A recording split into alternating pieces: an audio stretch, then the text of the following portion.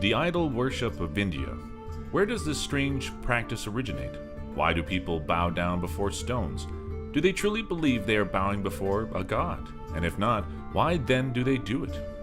Well, to answer that question, let's go back several thousand years to a land that is today called the Indian subcontinent, but then was not called anything, except perhaps the Indus Valley.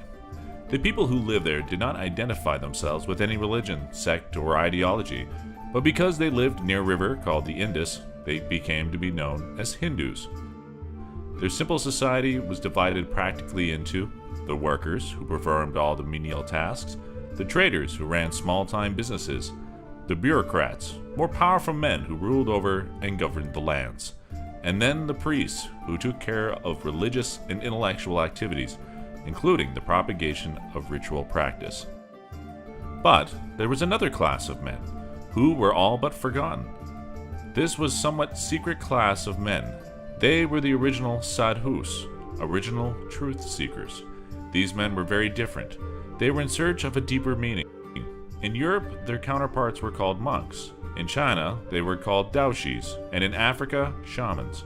What united them all was their passion to find truth. Some wandered off into the forest, some were natural mystics and so stayed within society.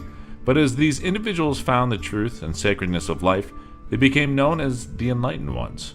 Another term for this is rishi, meaning one who is in a different state of mind. These rishis had realized one simple thing, the sacredness of life. Now among this group of heretics were the original artists. They wanted to express this enlightenment artistically, and they did this through hymns, paintings, elaborate places of worship, and, peculiarly to South Asia, idols. But these were no ordinary idols. They were original, objective forms of art. They are objective because they came from a place of enlightenment, not a personal or emotional point of view.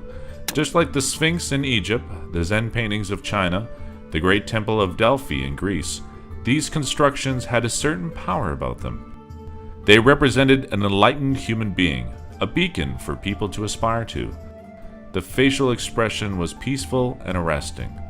The proportions were made in such a way to convey a kind of grace of posture, acting almost as an energetic field. People were struck by the beauty of these figures. That is, if they were created by a true artist. The idea was, of course, to inspire and uplift the people to emulate this in their own life. This is the effect that true objective art should have, and these first statues were placed around the ancient towns. But as you know, in time, things became different. You may ask the question, if they are a form of art, why then are the idols worshipped in the way they are today? Good question. They shouldn't. As time went on, the sadhus were forgotten and lost influence. The statues remained, but their power was on the wane. Slowly, people began to create copycats. Of course, the imitations didn't have the same power. The statues were misinterpreted as being objects of worship, and a corrupt group of priests then placed themselves as the middleman between people and God. To this day, you can see this practice endures in most temples. The age of enlightenment was in decline, and the practice of idol worship was afoot.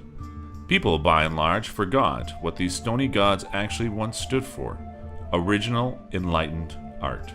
And it seems most are still oblivious to it, but somewhere, perhaps, it still shines through, whether people realize it or not. I wonder, next time you see an idol or any form of objective art, will you remember what it once stood for?